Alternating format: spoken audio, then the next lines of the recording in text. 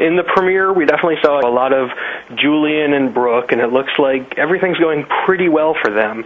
Is that going to maintain throughout the season, or are there going to be some bumps along the road for those two?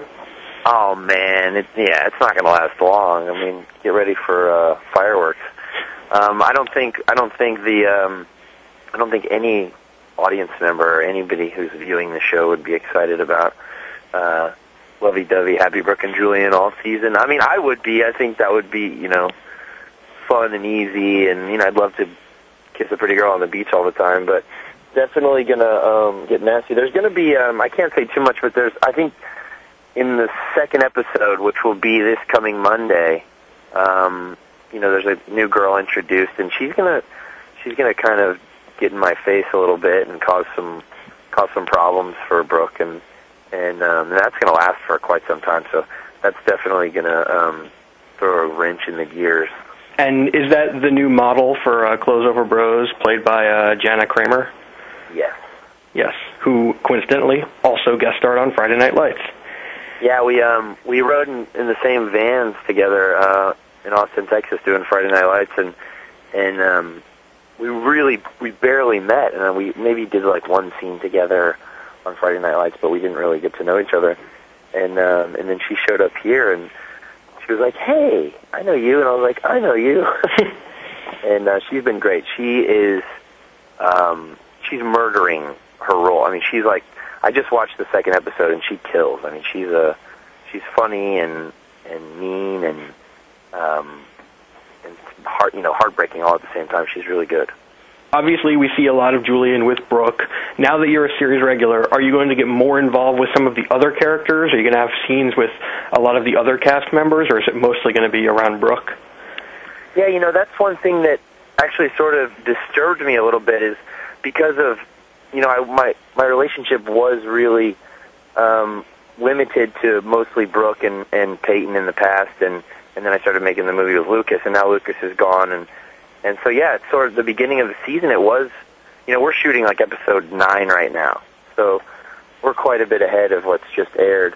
And, for the first bunch of episodes, it was very much involved. Julian was just really involved with Brooke, and there's some stuff with my father. But it did seem, what's the word I'm looking for? He just seemed off in his own world and not really, integrated with the rest of the cast. And I had a conversation with Mark Schwann about it, and he agreed with me, and now we're starting to, around episode 7 or 8, we really Julian starts to get involved with everybody else, and I think from there on out, he'll definitely feel more a part of, more involved in the whole world instead of just Brooke's world.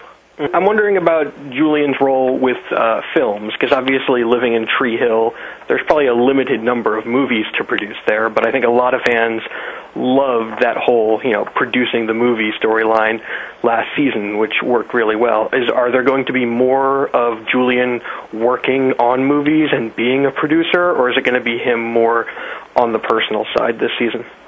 No, absolutely. I mean, that's part of what, gets a little tougher, puts a little strain on the relationship, is that, he's there and, he's in Brooke's house, but he doesn't, it's like, where am I, where's my office? Where's my work? Where's my job? Where's my role in the world outside of your world? And so that's gonna cause a little, an issue with the relationship. And the other thing that's interesting about making movies is that you really can make movies from anywhere.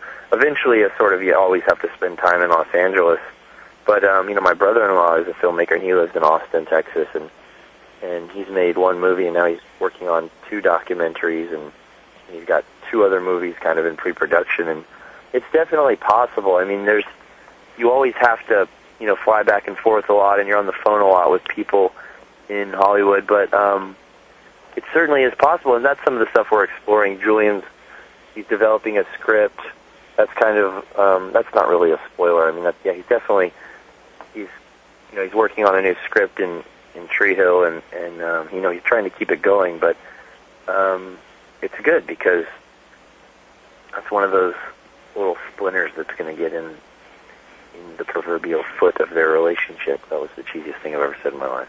Watching One Tree Hill, one of the things that a lot of the fans notice is that the male cast members tend to be pretty revealing when it comes to shedding their clothes. In the premiere, I think, you went skinny dipping with Brooke. Is there a special diet or exercise regimen that you guys do to prepare, knowing that probably going to have to take my shirt off and run across the beach and have a lot of love scenes, so got to get into shape?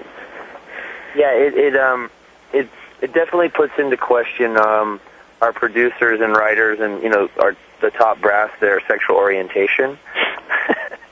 And it's also great in another way because in movies and television, so often women are exploited.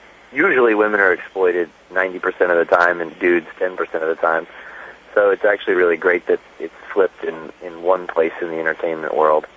But yeah, it is weird. We have a very nude male cast.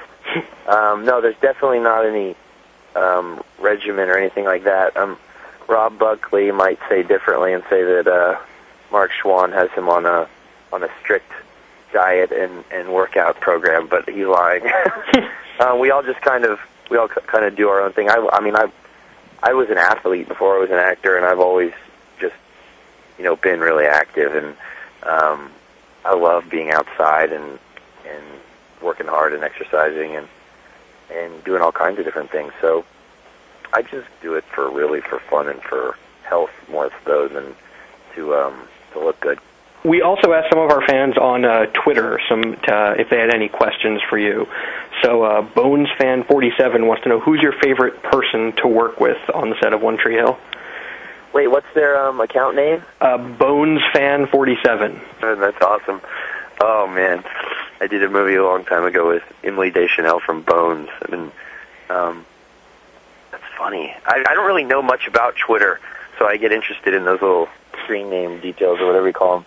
So which cast member is my favorite to work with? Obviously, I love working with Sophia. I think we have a really great on-screen connection, and I do most of my work with her, so that's really satisfying, and I love doing that. And I love Jamie Jackson Brundage, the cutest little kid in town. He's a lot of fun. I spent the last episode doing a lot of scenes with him. There's something really interesting when you're an actor working with a child.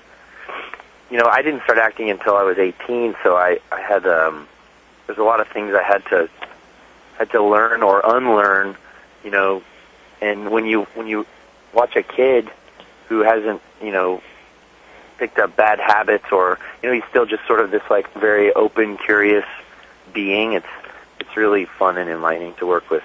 One last question from Twitter. Peyton Melissa, who is clearly a One Tree Hill fan, and she wants to know, how do you get into character for the show? Would you do any sort of preparation work to get into the mindset of Julian?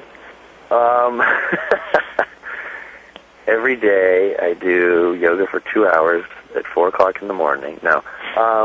Most every character I've ever played, I do have some sort of more of a character base, and I definitely worry more about what this person wears and how he kind of walks and talks.